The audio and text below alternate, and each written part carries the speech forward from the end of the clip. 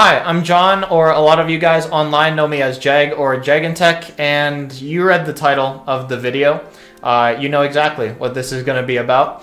I didn't expect to be making this video, or really any video, so soon after my last one, but honestly, it's become almost therapeutic to make these, and this channel is kind of turning into just a journal of my life, realistically, and I really like that. I really like posting just kind of how I'm feeling, and hopefully sharing stories like this specifically can help other people that may be going through a very challenging time or can relate to this said story in some way or another. And that's really my main goal.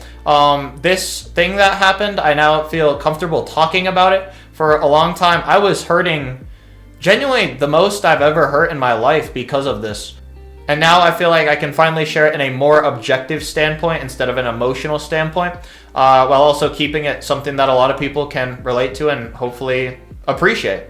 So let's just get into it really quick. I guess you obviously read the title. I was broke up with on Christmas Day, and it was actually over text as well. It was a 3-year relationship. It was a person that I met through streaming. We grew to be unbelievably close. It was truly special. How close we grew. They actually lived in New Zealand. If you are part of my stream, you will know who I'm talking about. For their sake, though, I will not actually drop the name in this video. However, if you were in my stream, you 100% know who I'm talking about. So I'm going to kind of give you the backstory of a lot of stuff, and then we'll get into really what happened, I guess. And I just want people to relate to everything I'm saying, because I know a lot of people can. A lot of the pain, a lot of the things you have to go through after such a long relationship, stuff like that. So we met actually in a different streamer's stream and just hit it off immediately. We got each other's Twitters, well, X now, but we got each other's Twitters at the time, and we talked and talked and talked. We got the snap. We moved on throughout my entire streaming challenge, which was 2.5 years, if you don't know, straight. She was so supportive, unbelievably supportive. Anything I would do, any events I would plan for streams, she was there, like the hidden ghost behind me in a weird way. And there was other people as well, but she was definitely the main supporting, driving factor. And honestly, before this time in my entire life, I never had anybody that was that genuinely supportive of me. So it was just truly unbelievable, honestly. And it still, it still makes me kind of emotional, because just that kind of support you don't find from everybody in life, and just how it eventually ended, which we'll get to, is just why it's so difficult, right?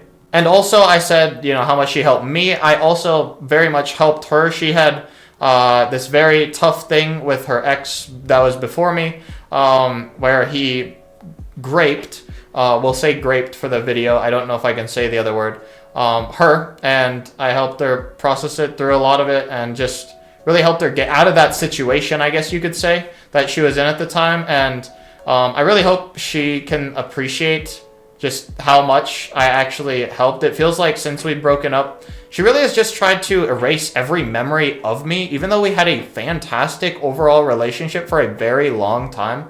And that's one of the hardest things to go through, is when they just act like nothing ever happened. Because to me, I personally am somebody that no matter what, like, these types of feelings, these types of emotions and things that happen to you, like, they build you, right? Like, I'm not this person sitting here right now if I didn't have that relationship, if I didn't stream, if I didn't, go through school and all sorts of experiences in life, right? So to see that is such a disappointing thing, I guess, for anyone.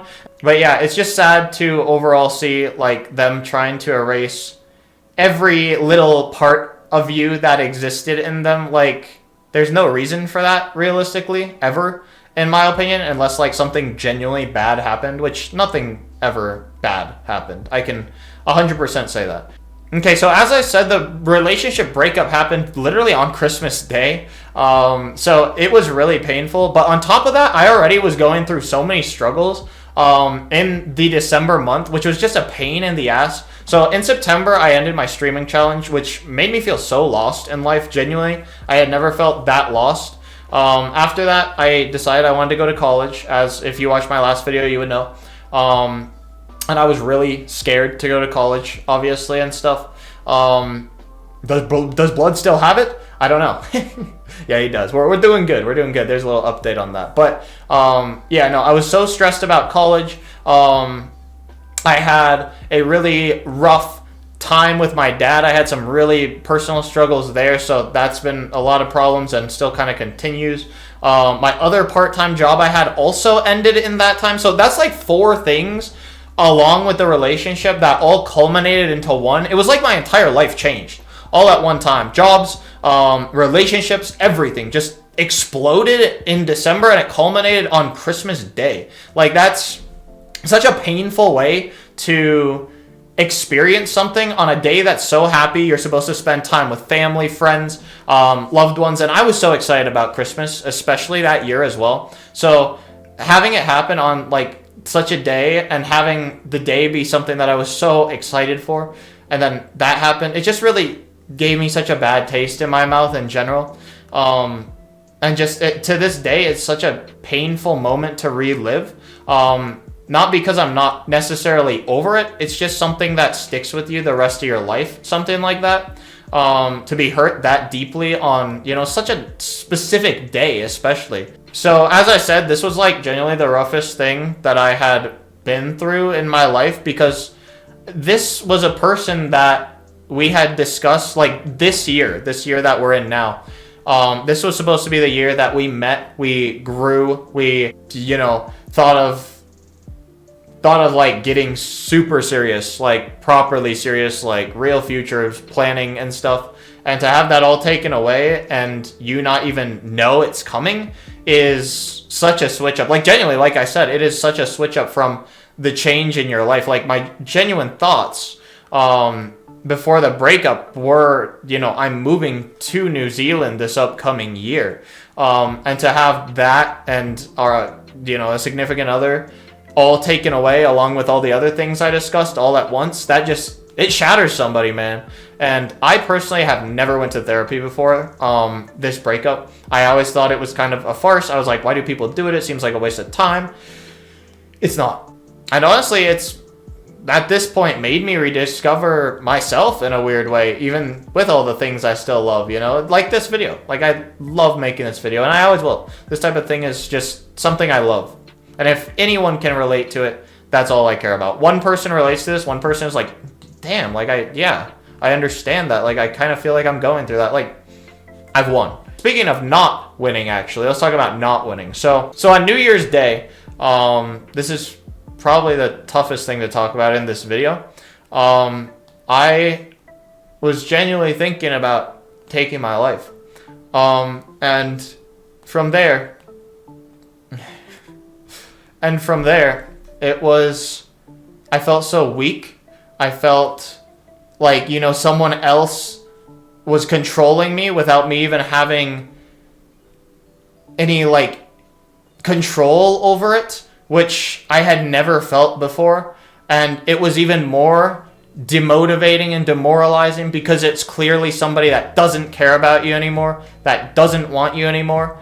And it was so painful. And genuinely, this is going to sound so bad. And saying it, just thinking about it sounds bad. But I reached out to my ex, the one that broke up on Christmas, and said, Happy New Year. And genuinely, that dopamine from her responding to say Happy New Year was what kept me alive. And it sounds so goofy. It really does. But when you're in such a terrible state, the littlest things make such a difference. And I learned that on that day. And I've never had thoughts like that before, aside from that specific day. So that was highly worrying. And, it's just a learning experience, though. So something else that really kind of boggled my mind was just how much I could not snap out of anything. Like I said previously, like depression hit me. Like I had never felt depression before, like proper depression. Like I'd felt sadness, but depression's a whole different beast. And you don't know it until you have it, until you like genuinely feel it. Like I was like, my life's great. I'm feeling happy. I'm doing great. I really wasn't. I was not doing great. And luckily I had a lot of people to lean on, to talk to. Not a lot though, which really sucked, because the main person, obviously, that I talked to about anything that was deep was the person that just broke my heart, right? So I talked to like my mom, obviously. She's always been super supportive. I talked to a few friends. I don't have a ton, but you know, the ones I have are very quality, to say the least. And it was just overall so weird to even tell them like what happened and try and explain like the feelings I was going through. Like it was so awkward, honestly, because they didn't know like that part of me, obviously, like because they never saw it. Like that wasn't me, and I was so unmotivated, and it just felt so wrong. But it was like I was blobbing all day and just laying around and not getting anything done, no work. Really, the only things that were saving me and kind of giving me motivation and just like making me happy at the time was like playing Roblox Fish with my friends that I met through stream, Hellion, Entropy, people like that. I'll name drop them. And then also watching the show Survivor. Survivor took me out of really every mindset I had at the time. And I will be forever thankful for that show because of this. It had me thinking about the game and just not at all thinking about what happened. So another thing that I think sadly kind of is something that a lot of people probably can relate to. I was in such a bad state. I didn't have many people to talk to. So I actually went to Chat GPT a lot to talk and just like break down things and how I was feeling and just talk to something that would respond quick and, you know, kind of feel understanding, I guess. And I did that a lot, like like more than I want to admit. But it really helped. Weirdly enough, I can laugh at it now. It really actually did help. It was like a therapy before I actually went to therapy. And I was like Googling stuff, trying to figure out why did she break up with me? What did I do wrong? Like, why is this? Like,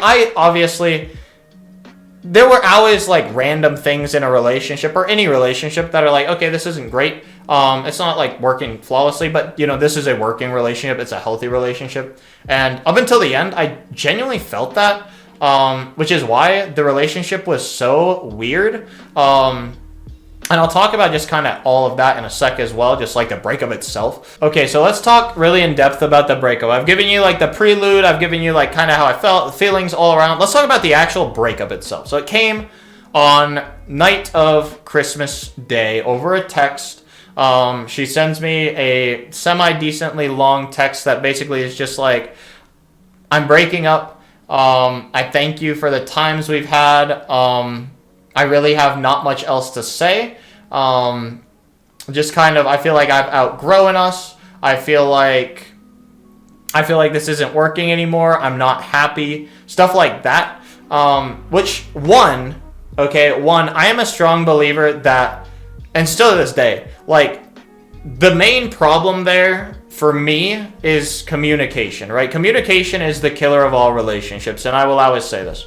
If you don't have communication, you have nothing. If you don't have honesty, you have nothing.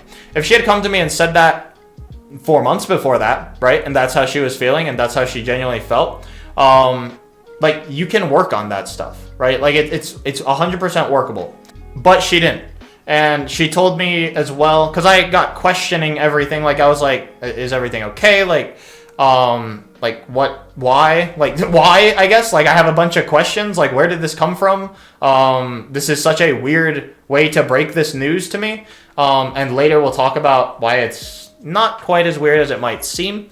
However, at the time it was super weird. I asked questions. She's just like, I've been feeling this for months. I don't like you like that anymore. I don't see this going anywhere. And to me, like, that's just heartbreaking. Like, that's, to hear all these things for the first time on the breakup is just a disservice to any relationship.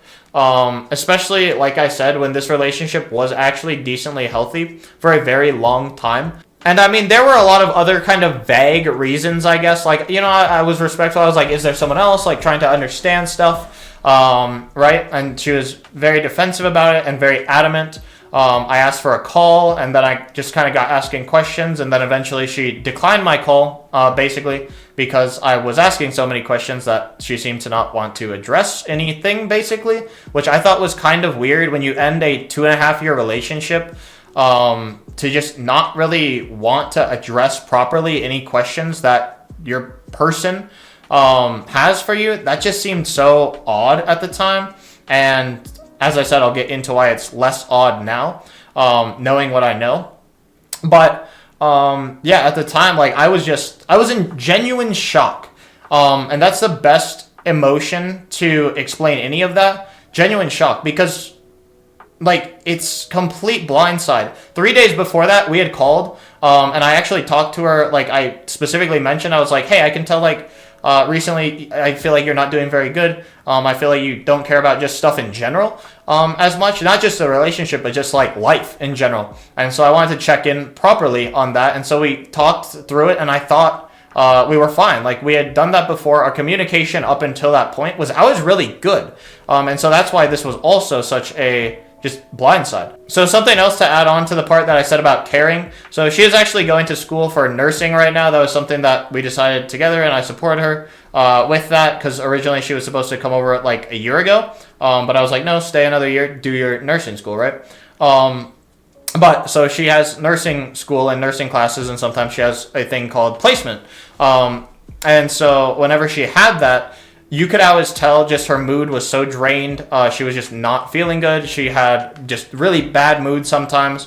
And realistically, I always felt terrible because I couldn't really do much to get her out of that. And genuinely, that was kind of how she felt at the time of when I was like, hey, are you doing okay? You know, it feels like you don't care much about stuff. And so I thought it was pretty normal. Like this, we had been through this like 8 times at this point, 5 times at this point, like a lot of times. Like usually I could tell when this was the case, right? And she just wasn't doing good. She needed a little bit of space, stuff like that. And we hadn't talked like a ton that month. Well, like we talked a lot. Like genuinely, I'm not kidding. We talked like probably 3 hours total a day, every day of the relationship, up until the last month, or when she was not feeling great because of the placement stuff. And so the placement stuff was right on time with this period and stuff, right on time with all of it. It all made sense realistically, right? So I was like, in my mind, not really worried. It just seemed completely normal. Nothing seemed out of the blue. And that was that. I was blindsided. I didn't see any of it coming. And I think that's a lot of why it hurt, along with it being on the holiday, and along with her just really declining to answer any proper questions. She was just like, I've said what I've said. That's that. She didn't want any more confrontation, which to me seemed odd and really kind of disrespectful, because we had worked together so well. Like we were a team, you know, when you're in a relationship, you're a team. And to just bail on the team and not give the team any effort, and not give the team any explanation, really, that was a solid answer until I poked and prodded a little and got some answer, was just really weird. So let's talk about what I did like right after the relationship that didn't help me, I guess. So I was like, after the relationship, I was like, you know, I've got to be able to get her back. I truly believe like she has made a mistake here. Like, what is she doing? Like, this seems so weird. I don't know if I can live without this support. Like, I love the support that I was given from her and stuff. And I love this girl. Like, it's simple, right? And so I start reading up, like, you know, the simple, how do you get your ex back for that you've been together with for 2 years, right? 2 years to 3 years, whatever. I go to Reddit. Don't go to Reddit. Don't fucking go to Reddit. Don't go to Reddit. Do not do that. Don't do it. Reddit is terrible. But yeah, I went to Reddit. Like I was reading forums, like everything. And the common thing genuinely seemed to be like, if they didn't get in a relationship, reach back out after like 3 months, 2 months, and see how they're feeling. You know, maybe they miss you. Like silence is really the thing that brings people back together, because then you miss them, obviously, right? So I was like, okay, rubbing my grubby little hands together, this is gonna work. So I started planning out a letter that was very, very in depth about really all of the things that I had started reflecting on, because at the time I was like, I did all of these things wrong. Like I did this and this and this, and if I can fix these, she'll want me back, you know, she'll understand. So she'll want to get back with me, obviously, right? If I can understand all of that. And honestly, I thought I really did a great job at the letter. I think the letter is so well written still to this day. I sent it off to her on February 12th, actually. And then she lives in New Zealand, so got it later. So about 2 months. So then, right, though, I'm doing the typical thing through breakups, right, where you kind of stalk the socials a little. I wasn't as bad as some people, but you stalk the socials a little. You know, you're missing them and stuff. You're not feeling great. And I'm writing my letter. My letter's like therapy. You know, I'm letting her know all my feelings. It's my final thoughts, my final words. And so I send out the letter eventually. It's right. My therapist encourages me to send it out. And so I send it out. And so after I send the letter out, I'm like, okay, I'll tell her like when the letter's getting closer, just so that she can kind of prepare for it, I guess. So I tell her that on the 19th, but we have to go back to Valentine's Day, actually. Her and these holidays seems to be something with them. But anyway, so on Valentine's Day, I opened my calendar for the first time since we broke up. My Google Calendar. I never open it. But on that day, I was like, okay, I'm going to, just start noting some things down in my calendar. I open it up, and our calendars were shared. I completely forgot about this at that point. Our calendars are shared. And I can see everything that basically she has been doing, everything that's there, and really just kind of understanding a lot. And throughout the next few days, I start looking at the calendar and seeing what's on it and stuff, because, I'm curious, like, what's she up to, And a lot of it was fine. Like, I was like, okay, cool. But there is one huge thing that I see that just makes my heart drop, right? And obviously, you're probably thinking, oh, she's getting in a new relationship. She's moving forward a little. Like, yes, that is it. But that is not the killer. That would be fine. That would be understandable. I have no problem with that, right? That's completely understandable. But the killer is, I look at the calendar a few days after Valentine's Day. And on Valentine's Day, I can see that she drove 8 hours to go meet this guy. After the 8 hours were driven, she stayed a few nights at his place. She brought him a Valentine's Day gift, and they had dinner. That's fine, it's very romantic, I guess. But the real killers come after that, You can move on, you can go on a date on Valentine's, sure, right? That's fine. But the real killer comes a few days after. I see emergency contraceptive on the calendar. And that was when I knew, all right, buddy, GG's. That's when I knew. And then after I see that, I'm like, wow, like that's quick to get into a new relationship one. Like that's about a month and a half after. So that's pretty quick to get into a new relationship after a 2.5 year one, for one. Like I don't think anybody would argue with that. That's what I think basically every person on the earth would call a rebound relationship. And so I'm like, okay, that's fine. She did go have unprotected sex, obviously, as well. That's also very odd because I knew how much she struggled with like body image and just stuff like that. She was very uncomfortable with her body. So to jump right into that made me very almost sad for her in a way. But I'll tell you what the real killer is. You thought all of that was a little questionable. Okay, maybe a little questionable, but we're not crossing any crazy lines. The crazy line comes when I look at the calendar, more so, and I go back to the day she broke up with me. On the day before she broke up with me, I see an entry on the calendar, and on the day after she broke up with me, I see another entry on the calendar. The first entry on the calendar is talk to Alex. The second entry on the calendar is pick up Alex. And this is an entry at about 2:30 in the morning. And so one might presume that this Alex figure is the same one that was the one she went 8 hours to see on Valentine's Day. And that would be proven correct by more calendar looking, essentially.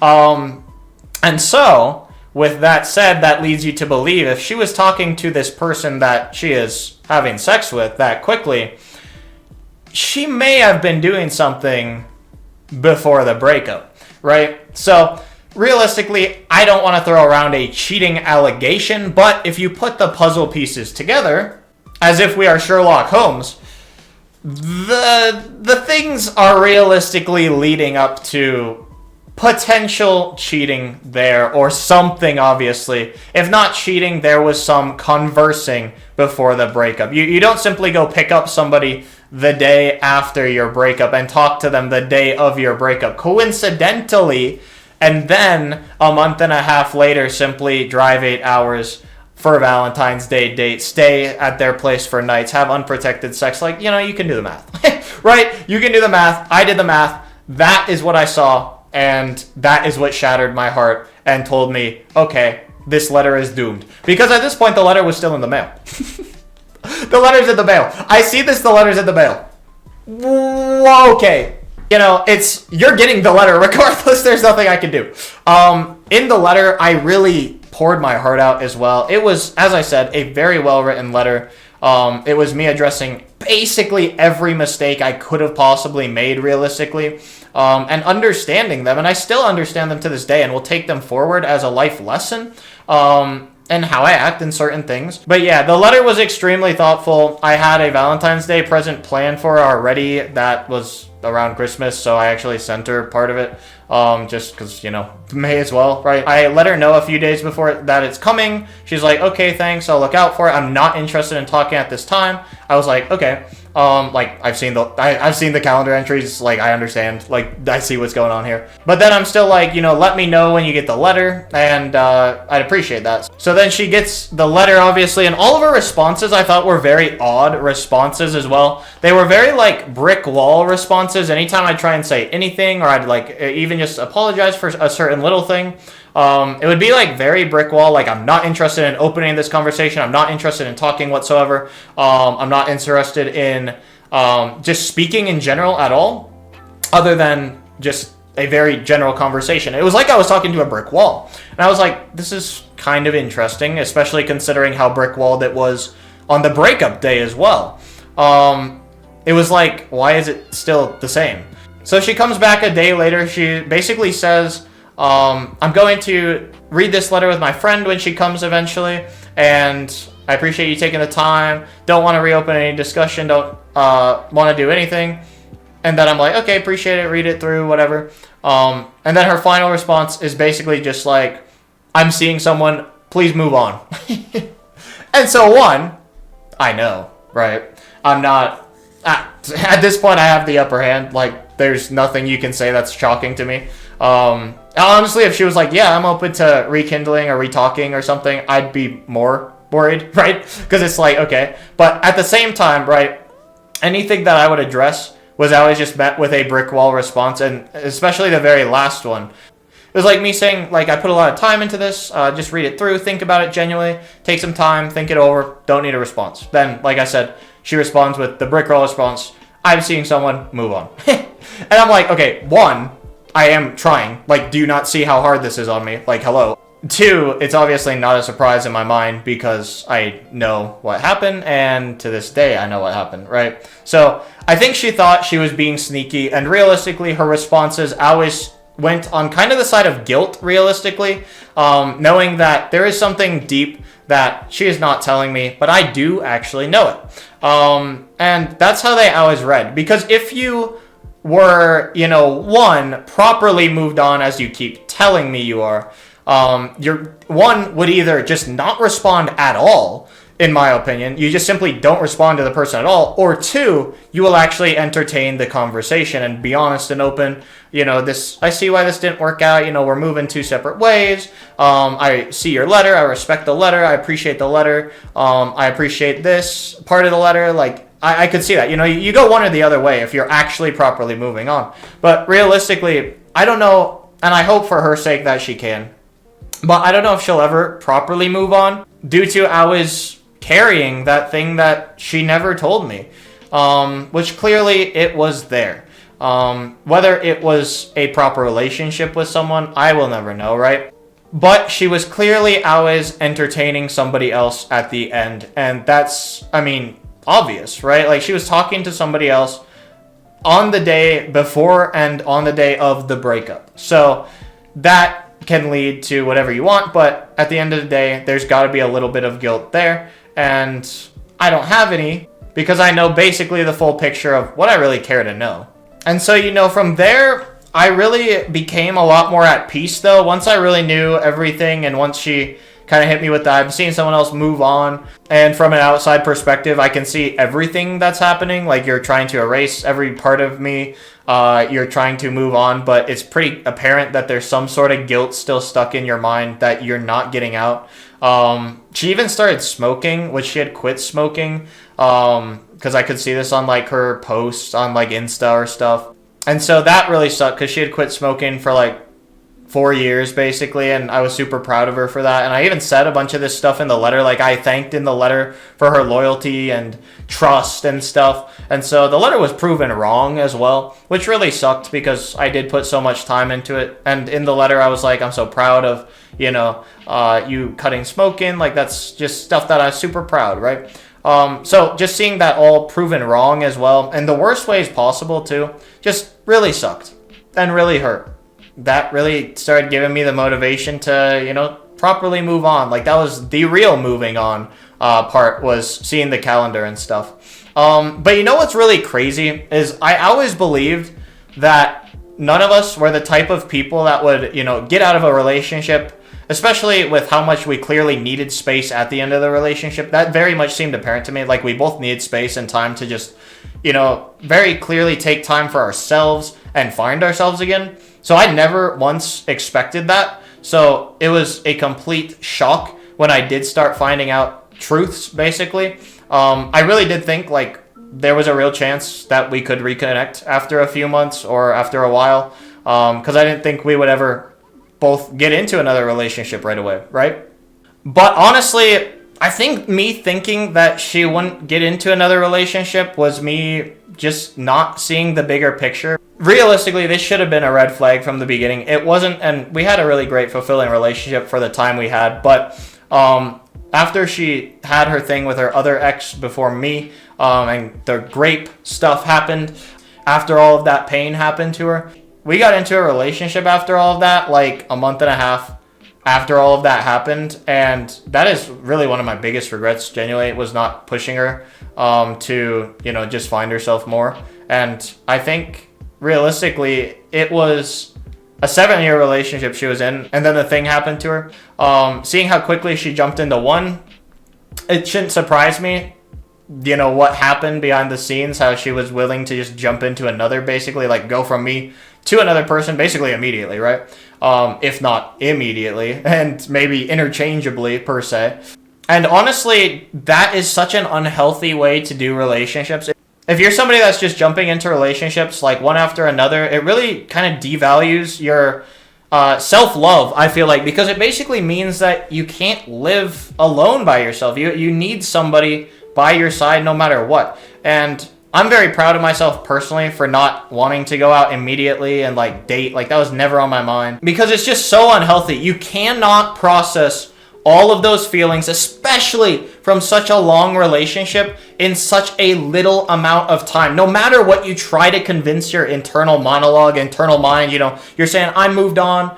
You can't be. It's not possible. I don't care what anyone says. You are going to be thinking of that relationship. Your mind is still going to be thinking about previous things that happened, and there's nothing you can do about it. Even when you try to convince your mind absolutely anything else, it's just not possible. And once I started properly moving on and starting to feel like I was making real progress and moving on and stuff, I saw a quote online that actually really helped me even further that progress. I wrote it down here. It says, a person that jumps into another relationship after getting out of one is one of the weakest people because they cannot handle life alone and need someone in order to feel self-worth. And honestly, I can see that. And it really resonated with me in that moment because I just saw it happen. I have seen it happen before with even friends, other people. Like, it's such a real thing that happens, and I'm very proud of myself that I am not one of those people that has to feel that. I very much have a lot of self-worth, I feel. So when I do eventually get in another relationship, it'll be like, they're not essentially filling the hole that needs to be filled.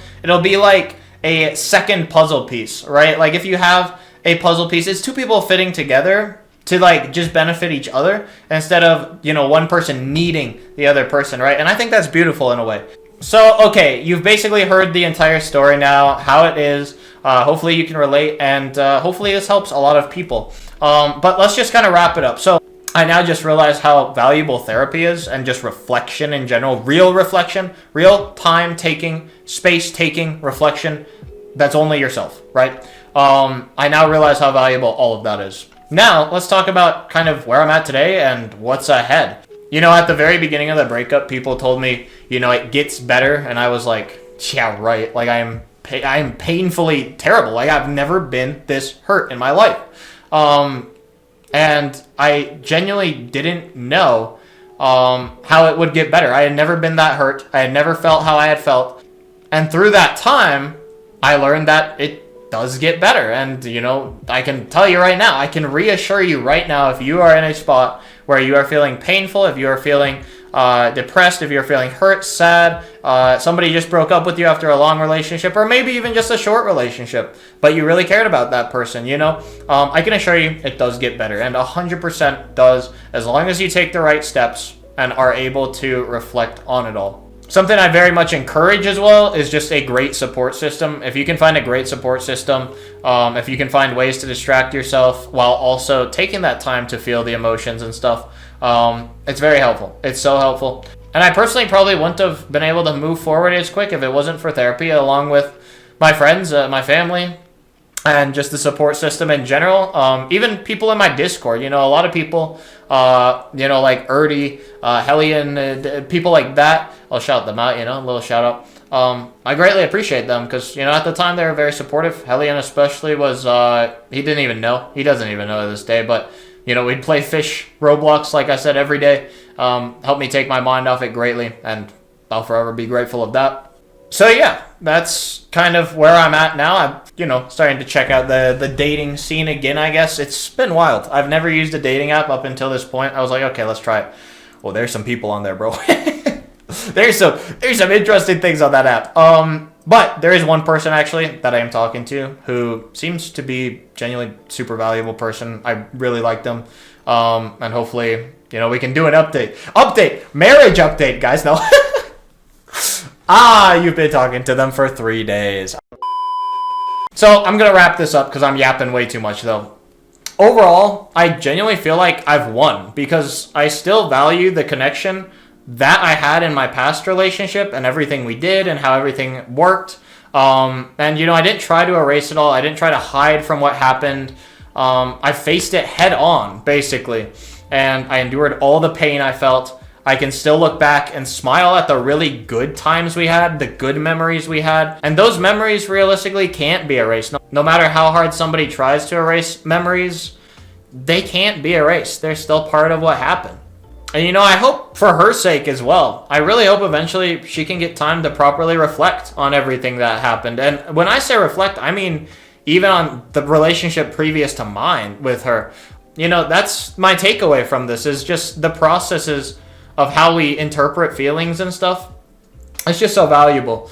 And moving forward, I'll tell you what I'm really excited for is being able to take everything I've learned from all of this and all of this pain and emotion and growth and just put it into my next relationship, whoever they are. Like, hopefully these are things that I can carry into just the rest of my life, realistically, like a lot of these things that I've learned.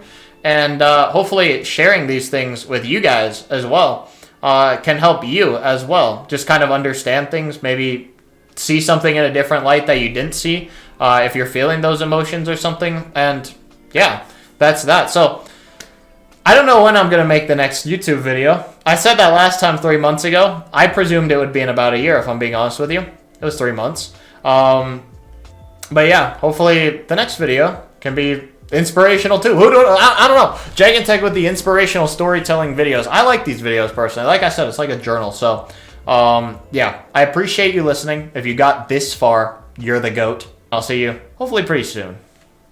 Peace. Love you guys.